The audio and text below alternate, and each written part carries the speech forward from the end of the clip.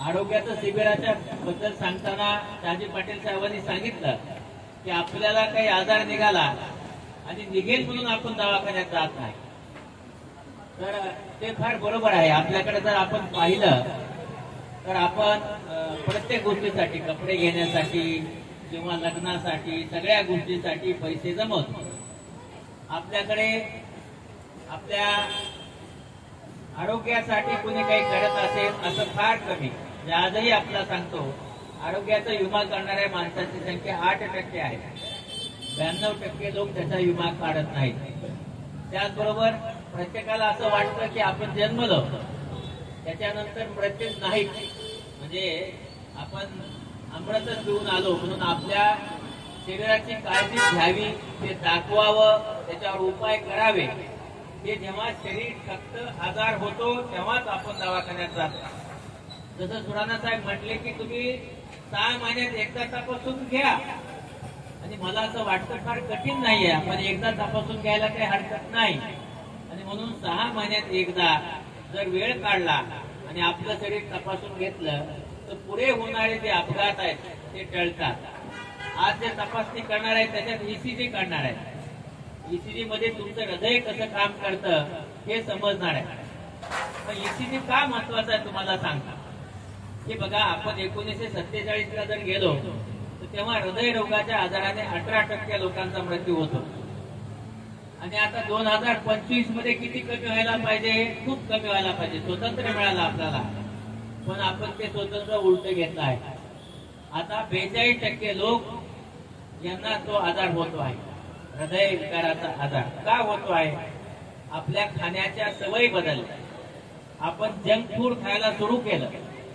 सगळेजण शिकलो, संध्याकाळचं जेवण हॉटेलमध्ये करतो किंवा हॉटेलमधून मागवतो, किंवा आता बरेच काही झाले ते कुठले तरी माणसं त्यांना फोन केला की ते लगेच घरी आणून देतात, म्हणजे आपला घरी करायची गरज नाही. पण बाबांनो, त्याचं तेल कसं आहे आपल्याला माहित नसतं, त्याच्यात कशामध्ये तळलं माहित नसतं. आणि तो जो कोलेस्ट्रॉल आहे बघा, कोलेस्ट्रॉल चांगला असतो, पण वाईट कोलेस्ट्रॉलचं प्रमाण 90%, चांगल्याचं 10%. आणि त्या कोलेस्ट्रॉल मुळे आपलं हृदय खराब होतं. आणि म्हणून तुमच्या सगळ्यांना मला सांगायचं आहे की मी नेहमी सांगत असतो की जंक फूड म्हणजे पिझ्झा आणि बर्गर. हा पिझ्झा आणि बर्गर आणि सगळं जंक फूड, हा पिझ्झा आणि बर्गर वा आजाराने जर्जर. म्हणजे तुम्हाला जे आजार आहेत हे सगळं घेऊन येत आहेत. का? त्याचं कारण सांगतो की पिझ्झा आणि बर्गर मध्ये जे तुम्हाला हे मिळतं, एनर्जी मिळते, तर ते कॅलरीज आपलं शरीर वापरत नाही. म्हणजे काय? पेट्रोलच्या गाडीमध्ये जर डिझेल टाकलं तर ती गाडी चालेल का? नाही. आणि म्हणून तुम्हाला सांगतो, आपली गाडी पेट्रोलची आहे, जंक फूडचं डिझेल टाकू नका, ती चालत नाही. आणि म्हणून मी सांगतो, खा पिझ्झा आणि बर्गर आणि व्हा आजाराने जर्जर. म्हणजे तुम्हाला सगळे आजार होणार आहेत. मग काय केलं पाहिजे? का आपल्या सगळ्यांची आवडती आई वडिलांची भाकरी आणि भाजी, जगा होईतो आजोबा आणि आजी. जर तुम्ही भाकरी भाजी खाल्ली तर तुम्हाला आयुष्य चांगलं मिळणार आहे. ते खा. ते खायचं सोडून दुसरीकडे खात फिरू नका. आणि ईसीजी करून घ्या. ईसीजी मध्ये काही निघालं तर औषधाने नीट होतं, पण ईसीजी येत नसेल तर माणूस नसतो जीवन. आणि म्हणून सगळ्यांनी वर्षातून एकदा तरी आपला ईसीजी करून घ्यावा. पैसे लागत नाही, 100 रुपये लागतात कुठेही केलं तर. खाजगी आम्ही याच्यात गेला दवाखान्यात, आपल्या सरकारी तर मोफत होतो, करून घ्या. शुगर तपासणार आहेत. आपल्याकडे भारत देशाला मधुमेहाची, डायबिटीसची राजधानी म्हणतात. राजधानी का? आपल्याकडे सगळेजण डायबिटीस वाले आहेत आणि लय हुशार लोक आहेत आपल्याकडे. डायबिटीस झाला तर म्हणतात शुगरचा रोग झाला आणि गुळ खातात. गुळ का? गुळ चांगला म्हणे. कोणी सांगितलं? आपल्याकडे बघा, आता युनिव्हर्सिटी, मास्टर, व्हाईस चान्सलर, या सगळ्या लोकांचं काही चालत नाही. आपल्याकडे आता एकाच माणसाचं चालतं, त्या माणसाच्या व्हाईस चान्सलरचं नाव आहे व्हॉट्सअप. व्हॉट्सअपवर आलं की आपण करतो. आपला हे गुळ का खावा? एक 4थी पास झालेला मुलगा, त्याची आई त्याच्या वडिलाला डायबिटीस झाला म्हणून गुळ खायला देत. त्याला वाटलं गुळ डायबिटीस मध्ये खायचं असतो, लिहिलं व्हॉट्सअपवर. आणि आपण सगळेजण शुगर झाली म्हणून गुळ खातो. बाबांनो, गुळ आणि साखर याच्यामध्ये काहीही फरक नसतो. त्याच्यामुळं ज्यांचे डोळे गेले, ज्यांची किडनी गेली, ज्यांना डायलिसिस करावं लागलं, ते सगळेजण गुळ खातात. म्हणून डायबिटीज मध्ये गुळ खायचा नसतो. किंवा गोड, डायबिटीज मध्ये गोड फळं पण खायचे नसतात, कारण शेवटी ते साखर पॉलिसॅकराइड आहे. आणि म्हणून लोक केळी खातात. दुसरं म्हणतात इलची केळी. अरे कसली इलची केळी, कुठली इलची बिलची नसते. पुन्हा बिस्किट खातात का, म्हणजे मारी बिस्किट मारी. अरे बाबांनो, नाव तरी ऐका, मारी. नावच मारी आहे, ते तुम्हाला कसं चालेल, तर तुम्ही ते खाऊ नका. कारण हे बघा, मैद्यामध्ये मैदा आणि तांदूळ त्या दोन गोष्टीचा ग्लायसेमिक इंडेक्स 80च्या वर आहे. साखरेचा 100. म्हणजे याचा अर्थ काय, जेवढा भात खाल तितकी साखर खाताय. आणि म्हणून डायबिटीज मध्ये तुम्ही सगळ्यांनी तांदळाच्या वस्तू आणि मैद्याच्या वस्तू खाल्ल्या नाही पाहिजे. गोड फळ असेल किंवा गोड तुमच्या ड्रायफ्रूट, सगळेजण काय खजूर तिचे लाडू बनवतात. अहो पण ती साखर आहे, तिचा इंडेक्स साखरेपेक्षा जास्त आहे. अंजीर, किसमिस, काळा किसमिस खावा म्हणे, काळा तांदूळ खावा. अरे ते काळा झाला काय, पांढरा झाला काय, हा तर त्याच्या जे काही पॉलिसॅकराइड आहे, साखर आहे, तेवढीच आहे. आणि म्हणून तुमचे सगळे व्हॉट्सअपचे हे ठोकताळे स्वतःच्या शरीरासाठी वापरू नका. बाकीच्या ठिकाणी काय करायचे करा. डायबिटीज हा औषधाने फक्त 20% नीट होतो, 40% नीट होतो आहाराने, आणि 40% व्यायामाने. व्यायाम करायचं म्हणलं की गुडघे दुखतात, तसं करू नका. मित्र जमा करा, व्यायाम करा, तुमचा डायबिटीज कमी होतो. पण आपल्याकडे कसं आहे, आपण 2 गुलाबजामुन पण खातो, आईस्क्रीम पण खातो, आणि त्याच्यानंतर थोडी गोळी जास्त खातो. बाबांनो, जेव्हा आईस्क्रीम खाल्लंय तेव्हा साखरेचं प्रमाण 500 होतं. एक गोष्ट लक्षात ठेवा, आपल्या शरीरातली साखर 200 झाली की आपल्या शरीरातल्या अवयवाला त्रास देते.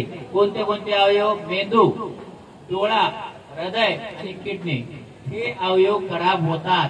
त्यामुळे सगळ्यांनीच आपली साखर 200च्या वर होऊ देऊ नये. आणि डायबिटीज साठी व्यायाम खूप महत्वाचा आहे. आणि मी एकदाच असला चहा प्यायलो, मी एकदाच हे करायलो, असलं काही करू नका. ते सगळं चुकीचं आहे. आणि तुम्ही तसं केलं तर नुकसान होणार नाही. राहिला आता दुसरी तपासणी ते डोळ्याची करणार आहे.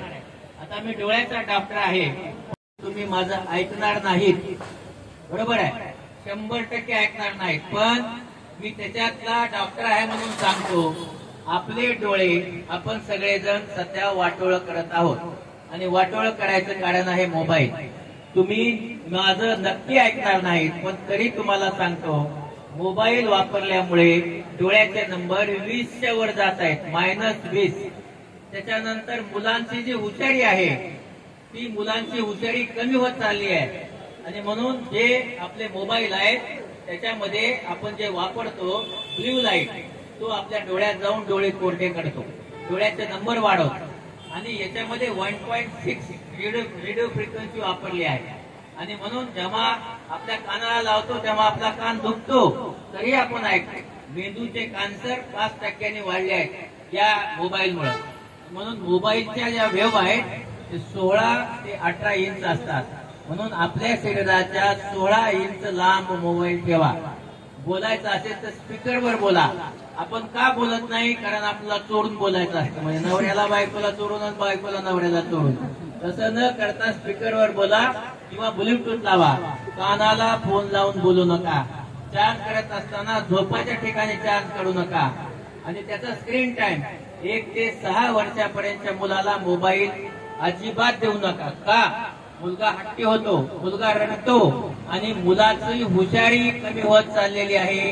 असा 65% मुलांची हुशारी या मोबाईल मुळे कमी होत जाऊन मुलं जिद्दी, रागीट होत चालले आहेत. त्यामुळे मुलं रडले म्हणून, जेवत नाहीत म्हणून मोबाईल द्यायचं बंद करा. 6 ते 20 वर्षे 1 तास तुमचा स्क्रीन टाइम असावा. 20 वर्षापासून पुढे 2 तास स्क्रीन टाइम असावा.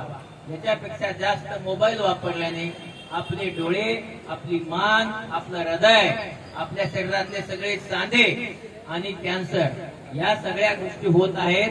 त्यामुळे आपण सगळ्यांनी मोबाईलचा उपास करावा. म्हणजे एक दिवस तुम्ही एकादश करता, सोमवार मंगळवार करता, तसा एक दिवस मोबाईलचा उपास करा. मोबाईल एक दिवस वापरू नका. तसं केल्याने तुमच्या शरीराला त्याचा फायदा होणार आहे. आणि म्हणून आपले डोळे सांभाळायचे असतील तर सगळ्यांनी मोबाईल पासून दूर राहा. डोळ्याची तपासणी करून घ्या, कारण डायबिटीज मध्ये डोळे खराब होतात. त्याच्यात काचबिंदू असतो, मोतीबिंदू असतो, याचे बरेचसे आजार आहेत की ज्यामध्ये डोळे खराब होतात, पण आपण त्यावर उपाय करत नाही. आंधळ झाल्यानंतर आपण डॉक्टरला हानेकडे जातो आणि सांगतो तुम्ही देव आहात, आता नीट करा. अरे पण तुम्ही काळजी घ्या ना, देवाकडे जाऊन कशाला बसता? तुम्ही स्वतःची काळजी घ्या. तुम्ही ते घेत नाहीत आणि म्हणून आपले डोळे खराब होतात. मला असं वाटतं की तुम्ही सगळेजण स्वतःची काळजी घ्या. स्वतःसाठी एक दिवस द्या. रोज सकाळी मला बघा, मला किडनी बदलून 30 वर्ष झालं. माझी स्वतःची किडनी नाही आहे. मी मुंबईला आलो किडनी बदलायला. माझ्या आईने मला किडनी दिली 1995 ला. आणि तिने किडनी देताना सांगितलं की डॉक्टर माझी किडनी काढा, तात्याला बसवा, नाही चालली तर दुसरी काढा. बिना शिकलेली माझी आई दोन्ही किडनी द्यायला तयार झाली. आणि त्यामुळे मी ठरवलं की ह्या दुसऱ्या जन्मात 30 वर्षे जगलोय मी. बघा, किडनी बदलल्यास माणूस 10-20 वर्षे जगतो. मी 30 वर्षे जगलो का? कारण 50 लाख लोकांवर उपचार केले मोफत, 4.5 लाख लोकांवर उपचार केले आणि त्यामुळे ह्या लोकांचे आशीर्वाद मला मिळाले. नेहमी लक्षात ठेवा, विज्ञानाच्या पुढे जाऊन आशीर्वाद काम करतात. आणि म्हणून तुम्ही सगळेजण दुसऱ्याच्या कामी या, स्वतःवर लक्ष द्या. आणि आजही मी रोज 5 किलोमीटर चालतो. तुम्ही सगळेजण तेवढं नाही चालू, कमीत कमी 3 किलोमीटर चला आणि स्वतःचं आयुष्य चांगलं ठेवा. तुमच्या सगळ्यांना चांगलं आरोग्य मिळावं असं देवाकडे प्रार्थना करतो. आणि सहकार खात्याचं मनापासून कौतुक करतो की ते मुंबईच्या लहान लहान भागात जाऊन लोकांच्या आरोग्याची काळजी घेत आहेत. ते तुमच्या दारी आलेत. तुम्ही स्वतःचं आरोग्य तपासून घ्या. Thank you very much.